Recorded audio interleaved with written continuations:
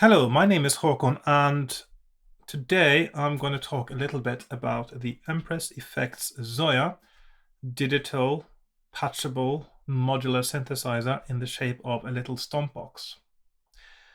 One of the things about the Zoya that many people comment on when they see it or when they use it for the first time is how it is so different to everything else, and it is. And because the user interface is so different, it can be really intimidating and confusing to start with. And even when you start using it, when you know the basics, it might still be confusing to wrap your head around how to do things if you're not familiar with how signal flow works in a synthesizer, if you're not familiar with patchable synthesis or using modular synthesizers, or if you have no background in any kind of programming at all, for instance, on a computer, because there is some of the same mindsets, some of the same working methods for making things in the Zoya also apply to any kind of computer programming. So because of this, because the interface can be so intimidating and confusing if all you know are guitar pedals with knobs, and you are used to being able to just fiddle with knobs and push buttons and something happens. You don't know how it works, but it works, and you know something happens, and sometimes you come upon some exciting coincidences that actually sound amazing. You can't do that on the Zoya. I mean, you can run through the patches that come with it and just see what happens, but again, you can't really change anything within those patches without knowing what you're doing. So with that in mind, even really basic things, basic operation, basic functionality can be confusing to start with. And there was one thing that I missed when I started using it, and I just thought I'd just show you that now, because even if it says in the manual, because the user interface is so different, you might actually miss it altogether. And I'm going to say a little bit about using the encoder. Now, if we first make a value module, so I'll just make one up there and make a control module value. Okay. So what is a value on the Zoya? So I'll just start now and make one here. It says output 0 to 1. I'll just make that. Now, when we talk about synthesis and modular synthesis in particular, we talk about CV, which means control voltage. Everything that happens inside the synthesizer when the signal goes from one module to the next is varying degrees of voltage. Any electronics really work with control voltage in that different voltage levels actually correspond to different things being supposed to happen. In a synthesizer, very often it is between 0 and 10 volts. It could be a so-called bipolar voltage where it goes from minus, for instance, -5 to +5. Of course, on the Zoya, everything inside the box is completely digital. So the audio, if you have an audio input, it is then turned into digital signals and processed by the Zoya, and then it is turned into an analog signal again at the end. So everything in between is digital. But we still would talk about, for convenience, we talk about CV, control voltage, or control value, I was supposed we could call it more correctly for the Zoya. And on the Zoya, it operates with values between -1 and 1. If any kind of processing would have made the value higher than 1, it still just stays at 1. If anything would have made it lower than -1, it stays at -1. And many of the modules, they don't even accept negative values at all. They would only interpret whatever input they get as a positive value. So if you go into a negative, it will just think it's a 0. So the basic operation for most modules is between 0 and 1. So now I've set this value module to be between 0 and 1. You can set it also to be between -1 and 1. Now, that's not really what I wanted to tell you today. What I wanted to tell you was how to use the encoder. So when you use the encoder and we move it slowly, it moves slowly through the values, but you can see it does skip quite a few numbers. So it goes from 49 there to 55, 61, 67, etc. So it sort of jumps 6 digits on the last, or 6 numbers on the last digit. If you want to get a finer value, there are 2 ways to do this. One of them, which I don't usually recommend doing, and I'll show you why in a moment, is you can push down the encoder and then you can turn it. It's a little bit sort of strenuous on the hand, but now you get 70, 72, 73, 75, so sort of 1 or 2 it jumps. But when you release the encoder now, something happens. It jumps to note value. And this is because lots of modules on the Zoya, including the value module, they can be, even though the CV, the control value, is between 0 and 1 usually, or -1 to 1, it also controls something very specific, like a note value. And so you want to be able to set the note values precisely. And so when you push the encoder, you often have different options of how to set the value that is just an interpretation of the value between 0 and 1. So now I've got a value of 0.0083, which corresponds to a note value of A0 sharp, or a frequency of 29.13 hertz. And also, when you do this, it will snap to the value of what is considered the most important, I suppose, in this case, or the last one you've used. So every time you push an encoder and you go past a note value, it will snap to that value. So if I change this now to 0.0089 and I push, it will still be A0 sharp. And if I push again and again, it will have gone back to 0.0083. So that's also a sort of important thing to note. I think it does actually snap to that value when you go through them.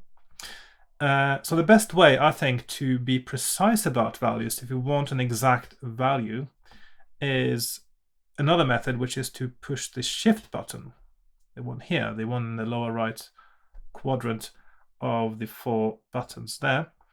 And this allows you to be very precise. In fact, you take several clicks now, 2, 3, 4 clicks to go up, or 3 clicks there to go up to the next value, but without changing what kind of style of value you are working with. See, now the note value is still A0 sharp and it jumps back to 0.0083. And if you have another kind of module, like for instance an LFO, and if you go here, this one actually doesn't give you a CV value at all. It only gives you the values that are relevant to an LFO. So you've got hertz, you've got milliseconds, you've got beats per minute, and hertz again. And one thing you also notice with an LFO, it doesn't start at 0. It actually starts at, I actually forgot to show you which one it starts at. Now I'll just remove that and add it again. Some of these modules actually start at a default value, so this one starts at 66 beats per minute as a default. But if you send a control voltage, a CV value, a control value, to a module that doesn't actually specify a CV value between 0 and 1, it still works within that range.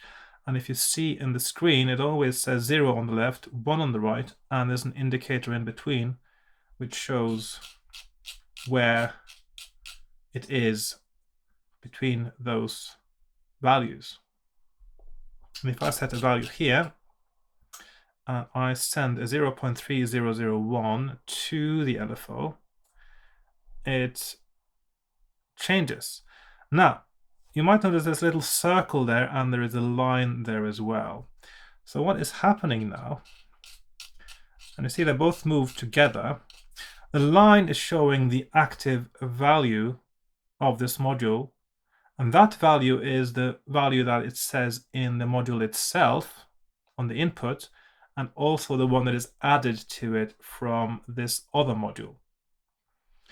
So the value that is set on the module itself is now denoted by this circle, and the one that is added to it then comes on top of that again. So as I move this one here, the circle moves, and the spacing between the circle and the line are exactly the same.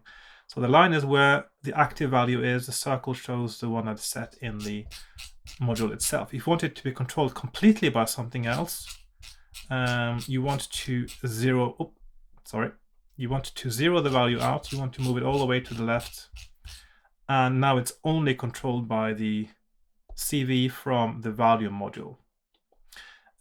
This is something that's easy to forget as a beginner as well, when you're working with modules, that you start moving the value of the module itself, but you want it to be controlled by something else, and so you need to remove that which is known as an offset before you get the right values out.